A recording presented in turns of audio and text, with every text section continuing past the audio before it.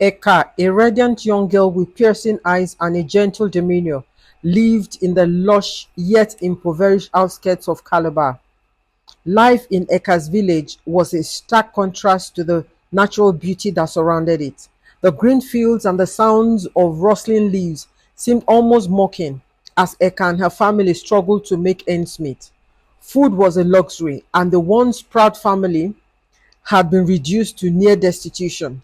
Eka, however, remained determined and hopeful. She became the backbone of her family, moving from house to house in the village, offering her services as a maid for small meals or a few coins to sustain her loved ones.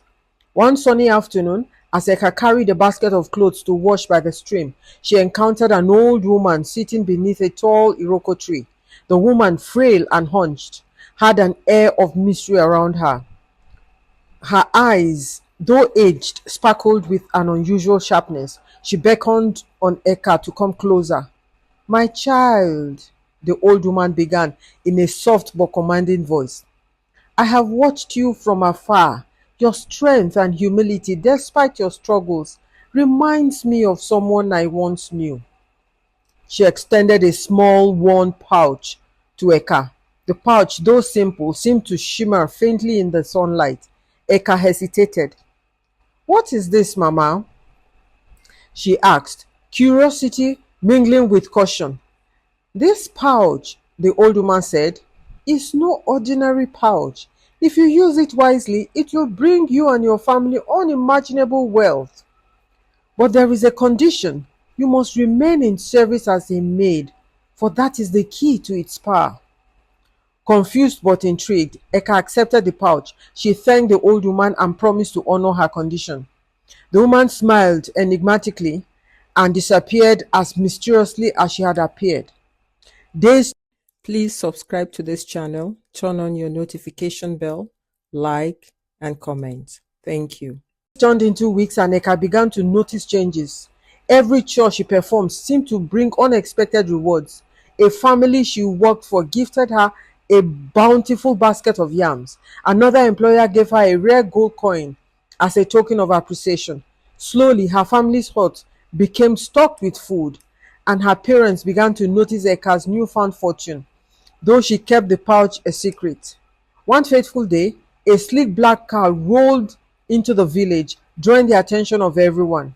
From the car, Mrs. Phillips stepped out, an elegant, beautiful woman from Abuja with an air of sophistication and wealth. She had come to the village searching for a trustworthy maid. The village elders, knowing Eka's diligence and good character, immediately recommended her.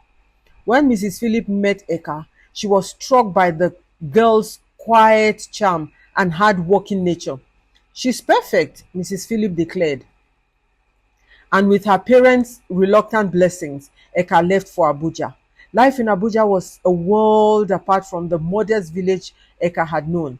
Mrs. Phillips' mansion was a palace by any standard, filled with glittering chandeliers, polished marble floors, and ornate furnitures.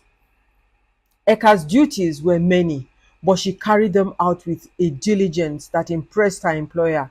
Yet, unknown to Mrs. Phillips, Eka's mysterious pouch had become a tool of silent destruction. Eka had been unknowingly initiated into a powerful secret society the day she accepted the pouch. The society thrived on absorbing the destinies of others, transferring the fortunes and successes of their targets to its members. Eka's mere presence in Mrs. Phillips' home began to change things. Mrs. Phillips' thriving business started to falter. Deals that once came effortlessly were now difficult to come by. Her once flourishing social circle began to dissipate, and financial strain loomed over her family. Meanwhile, Eka's wealth in the village grew exponentially. Word spread of her generosity as she sent money back home. A grand mansion was constructed for her parents, complete with modern amenities that were unheard of in their community. Eka's siblings were sent to the best schools, and her family status rose overnight. Yet, despite her growing affluence, Eka remained in Mrs. Phillips' service as if bound by unseen forces. In Abuja, Mrs. Phillips' husband began to grow suspicious. Ever since Eka arrived, things have not been the same, he muttered to his wife one evening, but Mrs. Philip dismissed the idea. Eka is a blessing. She works harder than anyone I've ever employed, she insisted. Unknown to them, Eka's pouch glowed faintly under her pillow every night, feeding on the household's prosperity. The society that had gifted Eka the pouch watched from the shadows, ensuring their new member followed the rules. Back in the village, whispers began to spread. How could Eka, a mere maid, afford such wealth? Some villagers were in awe, while others grew envious. Her parents, though grateful, began to feel a growing unease they couldn't explain. One day, a pastor. Please subscribe to this channel, turn on your notification bell, like, and comment. Thank you. So visiting the village heard of Eka's transformation and requested to pray for her family's new mansion. As he stepped inside, he froze, sensing a dark presence. There's something to this wealth that meets the eye, he declared. But before he could investigate further, the villagers began to shout him down, unwilling to question the girl who had brought prosperity to her family. In Abuja, Mrs. Phillips' life continued to unravel. Desperate, she sought spiritual guidance and was told that someone in her home carried a cursed object. Torn between disbelief and desperation, she began to secretly observe Eka, unaware of the full extent of the danger lurking in her own home. One evening, Mrs. Philip stumbled upon Eka's room while she was away. Her eyes fell upon the glowing pouch tucked under the pillow. A cold shiver ran down her spine as she reached out to touch it. The moment her finger brushed against the pouch, she felt an overwhelming surge of despair, as though all the misfortune that had plagued her family was concentrated in that single object. Realizing she had found the source of her woes, Mrs. Phillips sought counsel from a trusted spiritualist. The spiritualist, upon hearing the story, warned her. That pouch is tied to a dark covenant. Breaking its hold will not be easy, and the girl who carries it is bound by forces beyond her understanding. You must act carefully, or you will risk unleashing even greater harm. Meanwhile, Eka began to notice changes of her own. The pouch, once a source of quiet comfort, now seemed heavier.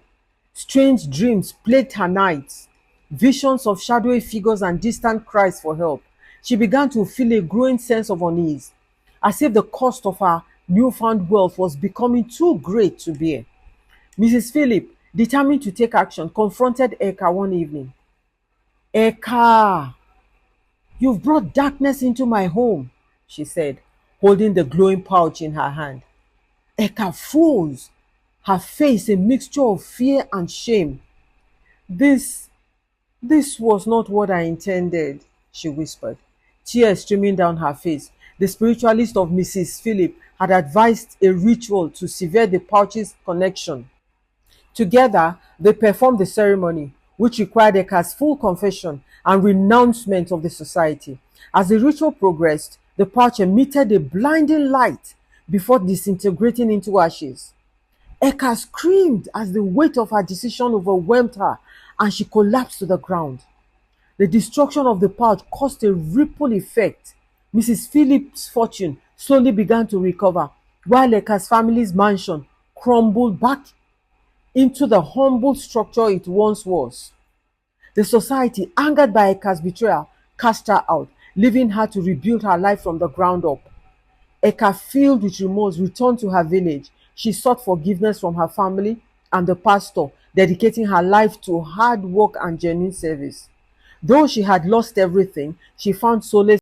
Please subscribe to this channel, turn on your notification bell, like, and comment. Thank you. In the freedom from the society's hold and the chance to start anew. Mrs. Philip, now wary but wiser, extended a hand of forgiveness to Eka, allowing her to stay on as a maid while rebuilding her own life. The experience changed both women forever, teaching them that true wealth lies not in possessions, but in integrity and faith. In the end, Eka's story became a cautionary tale in her village, a reminder of the dangers of shortcuts to success and the enduring power of redemption.